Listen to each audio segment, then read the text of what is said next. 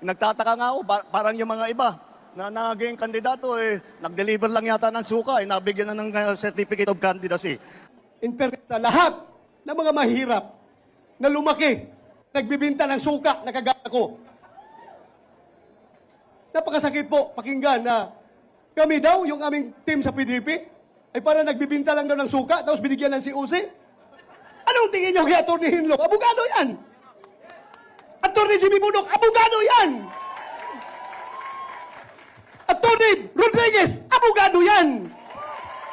Atty. Marcolita, abogado yan! Ako, hindi ako abogado. Pero, murag abogado. Huwag nating maliitin yung mga nagtitinda dati ng suka. Dahil, hindi po masarap, hindi po bawal mangarap ang isang nagtitinda ng suka na magiging senador. Ako'y nagtitinda ng suka, pero nakapag-master of degree ako.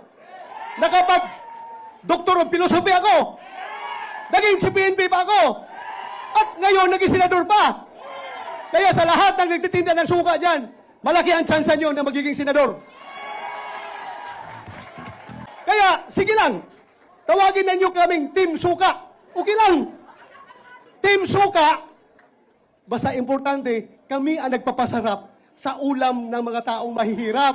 Di ba? Kasi kung walang suka, hindi masarap yung daing, yung tuyo.